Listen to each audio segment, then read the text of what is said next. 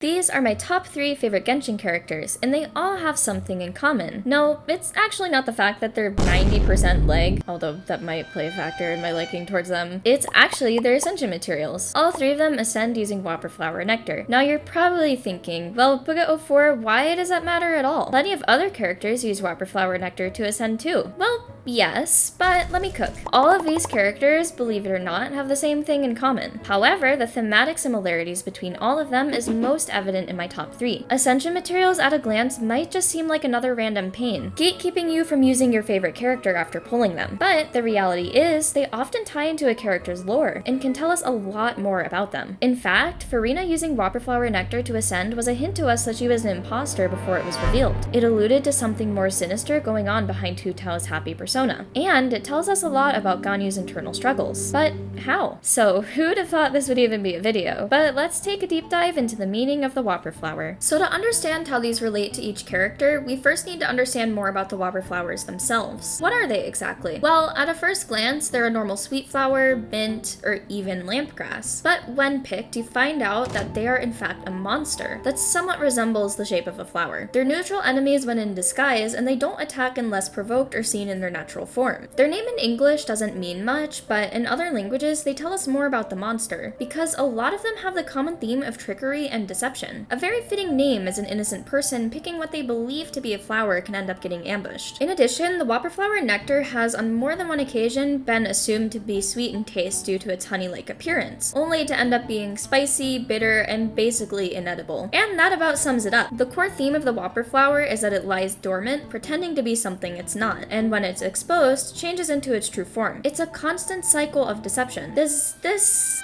sound familiar? Maybe with Furina, the connection is already more obvious, but with Hu Tao and Ganyu, it'll take some more explaining. But I'm gonna explain Furina anyway because I love talking about her. Furina was quite literally created with the sole purpose of deceiving people. Right from the beginning, she was not only ordered but cursed into playing the role of an Archon, even though she wasn't one. She is the literal living embodiment of Focalors, the Hydro Archon's humanity, and as such has no divine ability. Furina being spawned into existence by Focalor was all part of an extremely convoluted plan of hers to prevent a prophecy from coming to pass, one that doomed Fontaine to a destructive flood that would wipe out the entire civilization. Of course, when we first arrived in Fontaine, we didn't know this, and neither did any of the Fontainians, other than Furina herself. This was to keep the peace in Fontaine while buying Focalor time as she carried out her plan. If anyone suspected anything was amiss and figured out their impending doom, the plan would fail. This created a huge dependency on Furina's ability to deceive her people. Her act had to be so incredibly convincing that nobody would ever suspect her, even if she never made any displays of actual divine prowess. So Furina, right from the very beginning, was forced to live a lie. There's one moment, in fact, in which Furina presented her true self to the public, and this was not long after her creation, and in doing so, nearly got exposed for being a fraud almost immediately. In being genuine, she was being human, which made her suspicious right from the get-go. Archons are thought to be mysterious and powerful beings, but Furina, on the other hand, was just your basic average girl. So much so that not only were people suspicious, but they also began to mock her. So from that moment onward, she knew she couldn't be herself at all anymore, and she'd have to actually pretend to be something far more. However, as the years passed, some of the prophecy eventually did begin to get fulfilled. Abnormal natural disasters, specifically earthquakes and flooding, began taking people's lives, and naturally the Fontainians began to get suspicious and question Furina's power. Since Furina wasn't able to do anything other than make false promises, her public image rapidly began to deteriorate. Now knowing that she was fighting an uphill battle, her mental state began to worsen as well, and she became a lot more emotionally vulnerable. This began humanizing her to a point that made her suspicious beyond repair, and caused her facade to begin to crumble. This contrast is further solidified later on after meeting Focalor and seeing how different and ultimately cold her demeanor was. It really was a stark difference that shows us a divine being would not be acting like how Furina does when she's not putting on a persona. So people really did have a right to question her, and although it was for the sake of her people, it finally got exposed that Furina was lying this entire time, to her people and also to herself. Furina completely lost herself in the persona she had to play. Naturally, after assuming a false personality for hundreds of years, it'll begin to override your true one. The Furina we meet when she's first created, the one we see as an Archon during the quest, and the one we got to know after she stepped down as Hydro Archon, are all 3 distinctly different people. And the Furina we know now, though more closely aligned to how she was originally, still in a way is putting on a facade, because it was ingrained into her for her entire life to do so. And let's not something that can simply disappear overnight. So in conclusion, she had to spend her entire existence pretending she was something she wasn't. Then, when things began to get unstable, her true colors shone through and exposed her, and her people saw her as a monster without understanding the full story. This is so reminiscent to the life cycle of a Whopperflower, so it's no wonder she uses its materials to ascend.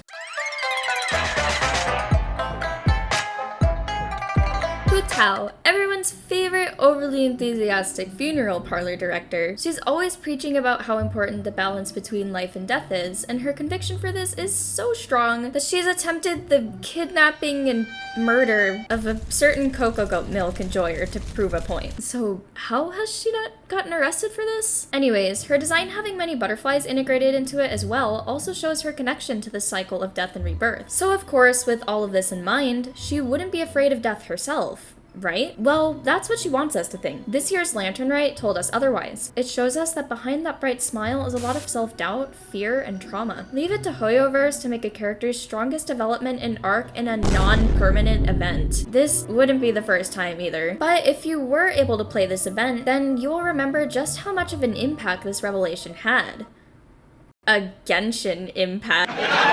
Especially since it took nearly 4 years since her release to discover. Anyways, right from the beginning of this event, we're made aware that Hu Tao has been acting strangely, and has been avoiding sharing her true emotions by hiding beneath a facade. And this facade was made apparent with how out of character she was acting. I mean, even for her standards, she was being way too energetic and affectionate. She went to visit all of her friends in just one day, was giving everyone hugs and even holding their hands, told them to pass messages and gifts onto those she wasn't able to visit immediately, and then gave us her most prized possession, that being the plum blossom tree branch on her hat. These were all such huge red flags to me, because everything she was doing was very reminiscent to someone planning suicide. Well, it turns out my intuition was right, because we found out, albeit a bit too late, that Hu Tao was in fact actively planning to commit suicide. Yeah, this quest got really dark really fast. Now, of course, Hoyoverse isn't going to kill off a character in a limited time event, or kill off a character in general, but it's just the concept that, needless to say, was really depressing. Seeing such a happy character grapple with something so heavy was really unexpected. Anyways, this overly happy persona she put on was so that people wouldn't suspect her plan, and so that nobody would stop her. But why did Hu Tao want to kill herself in the first place? Well, it was less of her wanting to, but her putting herself into a situation in which she knew she wouldn't come out of alive. She needed to perform a ritual that needed a human sacrifice to seal the border between life and death, as the unsealed border was causing the people of Liyue's sickness, premature aging, and ultimately early graves. There was a catch with this human sacrifice, though. If the sacrifice in question embraced death without fear, they would live. However, Hu Tao died when she did the ritual, so that means she was holding on too hard to her mortal life and was afraid. She felt like a failure because of this fear, because her dad passed away for the same reason when he did this exact same ritual many years ago. This also made her feel like not only she, but her entire family line were failures of directors. She did a lot of projecting as well, framing it as her being angry at her father for failing the business in his death. But I think it's pretty obvious she's grieving him leaving her behind. And of course, running a funeral parlor, the last thing she should be afraid of is death. But Hu Tao is human, so of course she is. However, the Traveler happened, and she didn't actually end up dying, but this didn't make the quest any less impactful, because we saw a side of Hu Tao we never would have seen otherwise. A girl that loves the life she's living and doesn't want to let death take her early, despite how often she talks about it. Hu Tao puts on a confident and fun persona to hide her fear she has deep down of losing everything dear to her once again. She's already experienced the pain of losing her entire family, so when that fear of loss began to become a reality again, she became a completely different person as a coping mechanism, which is very Whopperflower coded indeed.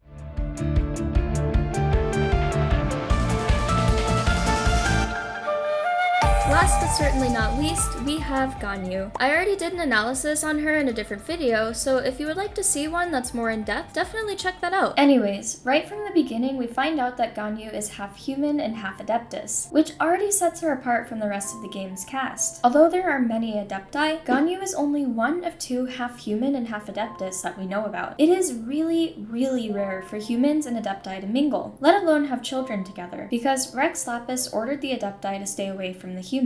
Anyways, this gives her an unnaturally long lifespan in addition to regenerative abilities, despite the fact that she looks like a completely normal human. for the most part. The protrusions on her head say otherwise. Due to being part Qilin, a horned illuminated beast, Ganyu also has horns herself. However, she doesn't want people to treat her differently because of her heritage, so she lies and tells people that they're hair ornaments. In fact, a lot of Ganyu's character revolves around her trying to hide her true self from others. After all, she already spent so much of her life in isolation, being raised by an adeptus in the world of the Adepti, and not having very much exposure to humans as a result. And, despite having a lot of qualities that are very adeptus-like, because of her blood and her upbringing, she's always trying her hardest not to let them show when she's around humans. There are also times in which Ganyu tends to retreat back to the world of the Adepti, whenever she feels she's been rejected by human society. This is shown to us in her story quest, as she suddenly decided to leave Liyue Harbor to resume her adeptus training, after she assumed she got replaced at her job, despite that not happening at all and it being a misunderstanding on her part. However, even when trying to reject her human half, she still felt out of place, due to Xiao being an instigator and that one NPC telling her she was useless as an adeptus. So she never exactly feels like she belongs among either group, and is constantly flip-flopping in between which one she would rather present herself as to others, in hopes that she'll be accepted. Now, of course, unlike the Whopperflower, she doesn't have any malicious intent, but everything I just mentioned is still not far off theme at all. She tries to hide her true form so that she can blend in with the other more normal flowers, and not be attacked for standing out. But when she feels threatened, she's more apt to showing her true colors, even if that is the more dangerous option. Another little side thing that isn't directly connected, but that I do find interesting, and somewhat adjacent to this topic, is that Ganyu has a canonical fascination and adoration for flowers. Probably not Whopperflowers, but it's interesting nonetheless, seeing how alike she is to a flower and hiding herself. Now let's do some honorable mentions. How does the theme of deception fit in with all of the other characters that use it as an ascension material? Let's start with Keqing. She pretends to be an atheist, but has a vision and a secret collection of Rex Lapis memorabilia. Granted, she tried to get rid of her vision, but never once did she try to get rid of her collection, though she isn't too keen on letting people know she has one. Lanyan. Her family is well known for making rattan dolls that exist to drive away and exorcise evil spirits. However, Lanyan herself doesn't like to see them as a means to an end, and instead crafts them as a form of new life. In fact, unlike the rest of her family, she's not able to perform magic that wards off evil spirits at all. Mona. She looks like a stripper, but it turns out she's actually an astrologist. Well, of course, that's not the only thing. In her case, she's actually the Whopperflower among all of these Whopperflowers, in the sense that she's not exactly deceptive herself, but she's able to detect deception in others due to her abilities. Though you could say that she's deceptive in the sense that she makes us think she's poor, when in reality she's loaded, but just terrible at managing her money. Sayu. She's literally a ninja. Need I say more? Shenhe. She represses her trauma and homicidal tendencies with an emotional suppressor made by the Adepti, so her collected personality in a way is always a facade. But even with them, she tends to have some very interesting ways of handling conflict. Also, I've seen a lot of people in the fandom say that they thought Shenhe was an adeptus despite her being fully human, so maybe she's deceiving people in that way as well. Sucrose. She's not as innocent as we'd like to think. So yeah, needless to say, the choice of using Whopperflower nectar for an ascension material for all of these characters was certainly intentional. All of them in some way have a sense of duality that is inherently deceptive, even if their intentions are not bad ones. And that draws the conclusion to this video. Thank you for watching, and make sure to leave a like and subscribe. So a bit of an afterword here. This video took a lot longer than I anticipated to make just because of a lot of things happening within my personal life, but despite the first 6 minutes of this video taking me around 2 months to make, I was able to finish the last 8 in 4 days because I was so determined. I was thinking to myself, I really don't want this to drag on any longer. So this did make me realize that I can make these relatively quickly. I just need to find the time and motivation to do so, because I really do want to make more of these. Making this was a lot of fun. Even though the topic itself may be kind of mundane, I thought it was really interesting how my top 3 all have these similarities and how it does tie into their ascension material. So I just wanted to yap about it for a while. So if you watched any of this, and especially if you watched all of this, thank you so much. And that's all for now. See ya!